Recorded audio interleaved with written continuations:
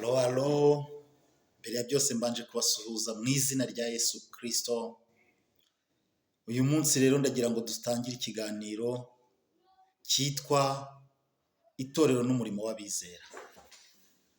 Rero ndashimira buri wese, wowe turi kumwe, wowe ufashe uyu mwanya ukaba ugiye kubana natwe mu minota itarenze 15 yonyine.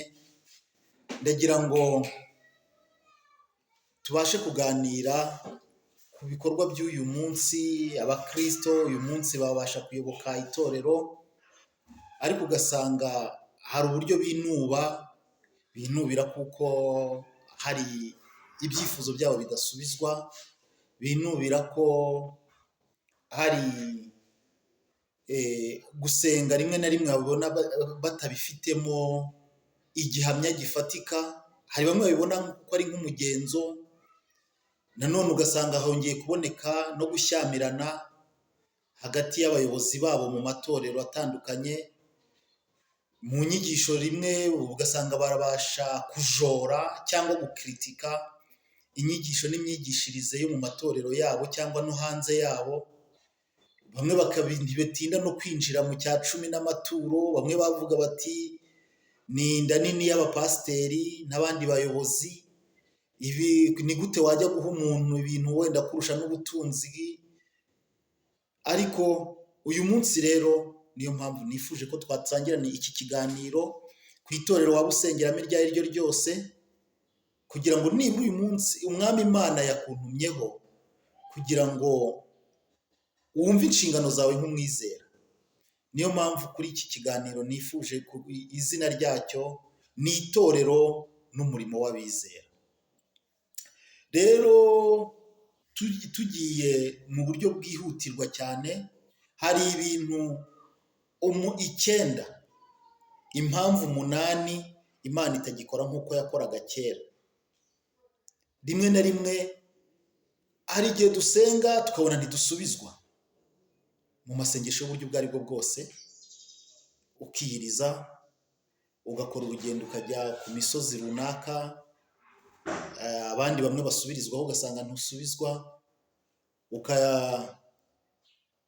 ukabasha kujya mu mazi, ukajya mu butayu, rimwe na rimwe ukabasha no gutanga nk'uko wumva umutima wawe bikwemeza. Nintanga iki ngiki cyari kirakuraho imbaraga zari zingose zatumaga ntagira ibyo ngeraho.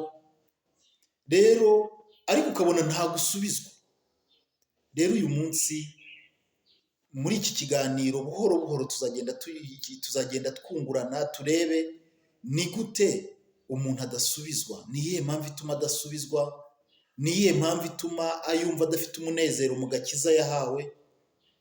Kuko ubundi igihe ukijijwe wakagombye kuba ufite umunezero mu gakiza wahawe.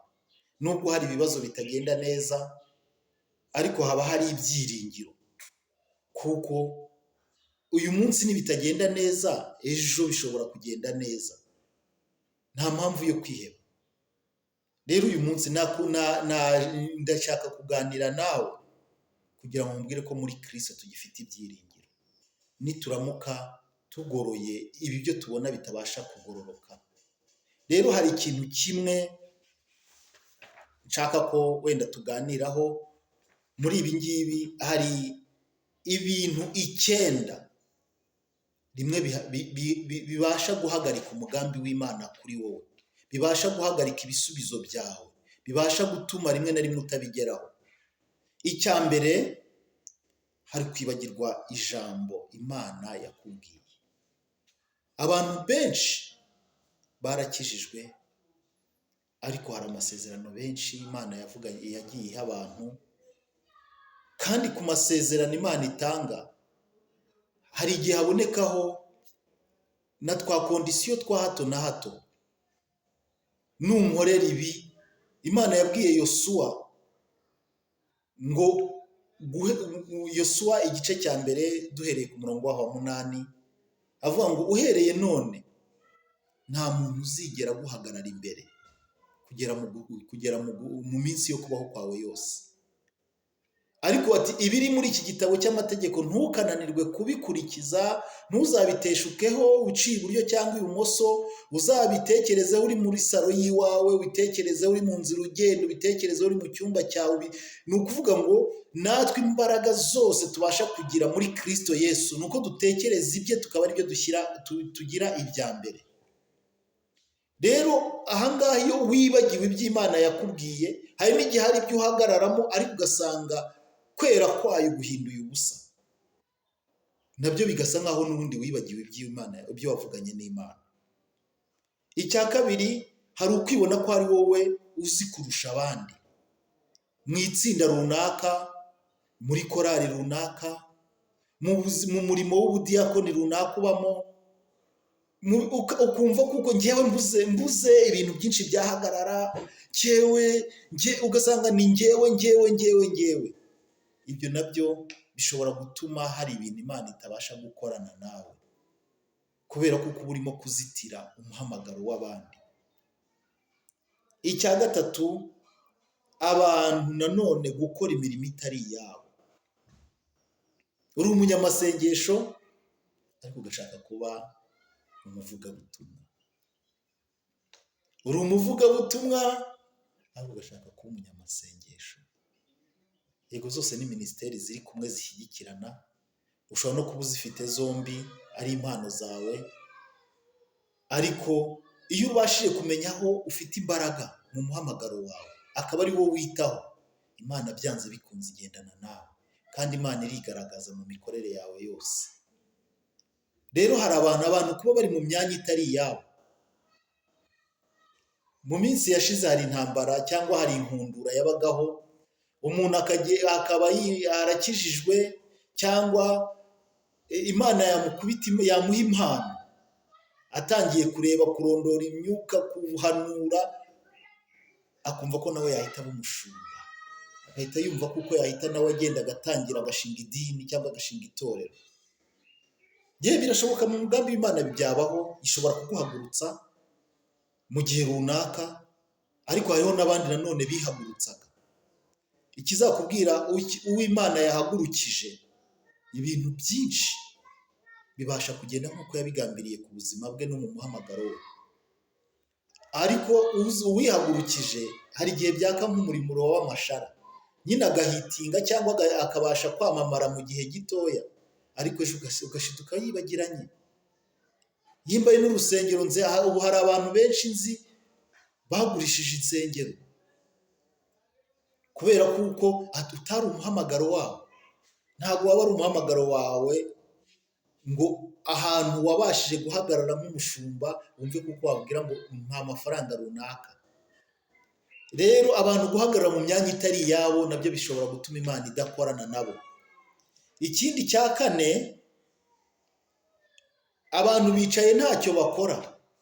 Uyobotse itorero ukumva ko ari wowe ugomba kubwirizwa, ukumva ko hari abandi bantu bashobora kuza bakagukoropera aho hantu, ukumva ko hari abandi barahimba mu kugikodesha, abandi aribo bazakoteza amafaranga yo gukodesha, ukumva kuko mbese ibintu ni nka kwa kundi kurya ibihiye gusa.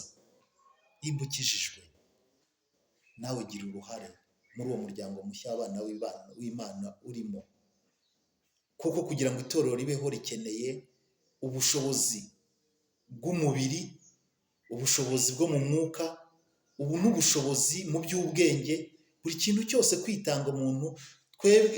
Hari indirimbo tujya turirimba y'115 iravuga ngo nabonye umukunzi mwiza.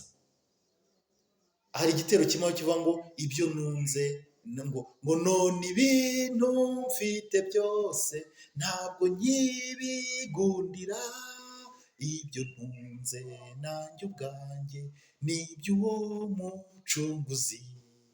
Nimba rero ibyo utunze nawe ubwawe ari iby'uwo mucunguzi, ni ukuvuga ngo kuraho inzitizi zose zikubuza guhambukira gukorera Imana. Rero abantu kuba bicaye ntacyo bakora, nabwo bategereza igitangaza cy'Imana kikabura, kandi Imana ikoresha abantu. Hari n'igihe ujya mu murimo ugasanga niho igisubizo cyawe kibonekeye. Icya gatanu, abantu ntibagira ishyaka mu murimo w'Imana. ni ukuvuga nta innovation, nta kintu gishya abantu bumva cyakongera kuboneka mu mikorere yabo. Muri korali ntabwo bumva ko hari ikindi kintu gishya cyaboneka. Mu banyamasengesho mu banyamasengesho ntabwo bashaka ikindi kintu gishya.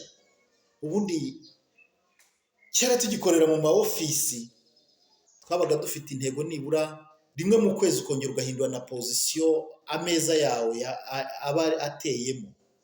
Yimba wateraga uyu munsi nk'uko uru rukuta rumeze, ejo nkaba nahindukira wenda nkaba ndimo ndareba mu muryango, ejo bundi nkahindukira uwinjiye akambona iburyo bwe, ejo bundi nkayahindura uwinjiye akabona ibumoso bwe.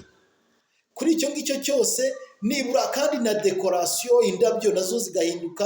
Rero no mu murimo w'Imana abantu ko badahirimba, batagira ishyaka mu murimo w'Imana ngo bumve ko hari ikindi kintu cyagakozwe, bahore bashaka guhanga udushya, nabyo Imana hari igihe itabasha gukorana nabo, kuko ibintu mubona uyu munsi bikomeye byagezweho kuko abantu bumvaga bafite ishyaka, umwuka w'urucantege bakawutaha ku ruhande. Hari ibintu kuko nawe byaba birimo kuguca intege mu minsi ya none, ariko uwo mwuka turawusenya mu izina rya Yesu.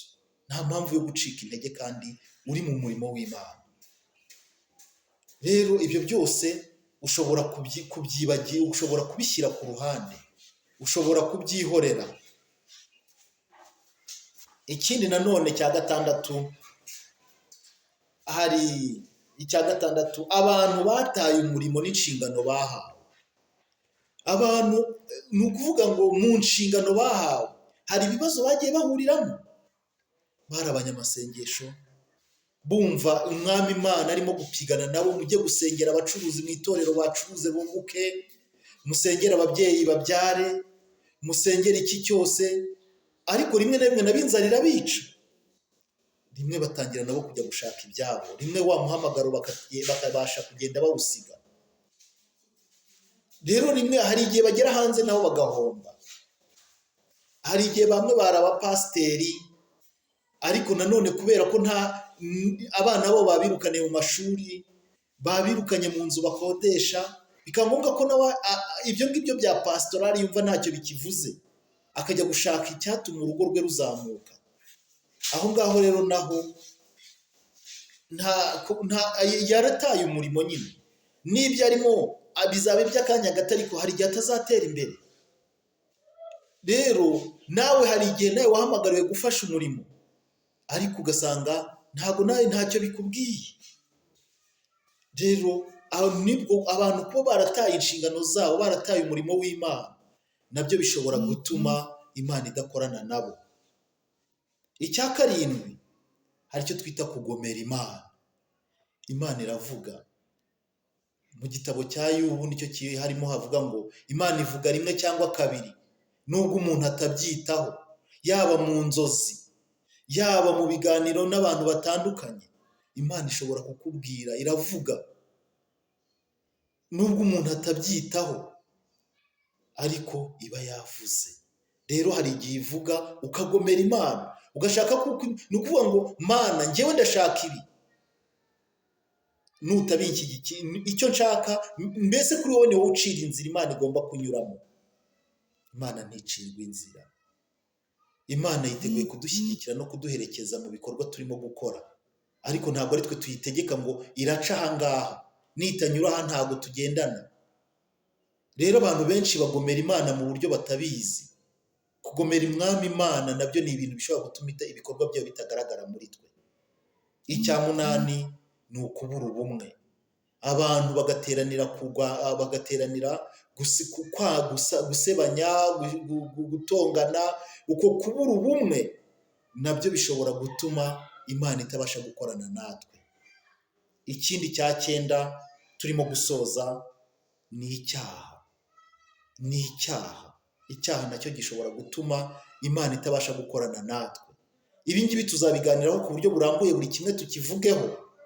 Uyu munsi yari introduction, uyu munsi yari itangiriro, ariko we mwene data, kugira ngo nibura bidufashe ukore subscribe kuri buto itukura, kugira ngo ubutaha nitwongera dushyizeho ibindi biganiro bikurikira iki ngiki, umwami Imana azadufashe uhite ukibona.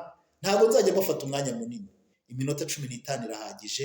Ibirenze kuri ibyo, ubuntu bw'umwami Imana bubane nawe, kandi umwami Imana agukomeza kwagure, aguhe umugisha. Ineza y'umwami wacu ibane nawe mu izina rya Yesu Kristo. Amen.